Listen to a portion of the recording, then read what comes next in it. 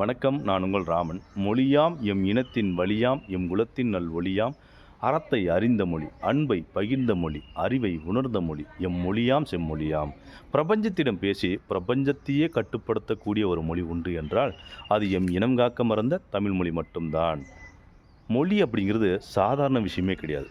அது மனுஷனுக்கான அடையாளம், மனித குலத்துக்கான அங்கீகாரம். அதனால தான் நான் சொல்கிறேன், மனித இனத்துக்கே வழிகாட்டிய ஒரு மொழி, மனித குலத்திற்கே வெளிச்சத்தை கொடுத்த ஒரு மொழி, அறத்தை அறிந்த மொழி. மனுஷனாக பிறந்த எல்லாருமே நேர்மையாகவும் உண்மையாகவும் பயபக்தியோடு வாழணும்னு உலகத்துக்கே சொல்லி கொடுத்த ஒரு மொழி, அன்பை பகிர்ந்த மொழி.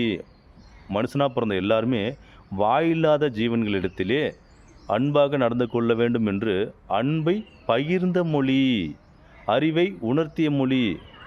மனிதனாக பிறந்த எல்லாருக்குமே நெற்றிக்கண் அப்படிங்கிறது இருக்குது. அது ஞானக்கண், அதாவது அறிவு. அப்பேற்பட்ட அந்த அறிவை உணர்த்திய மொழி எம் மொழியாம் செம்மொழியாம். உலகத்திலே தொன்மையான மொழி, பலர் உள்ளத்திலே வாழும் வெண்மையான மொழி.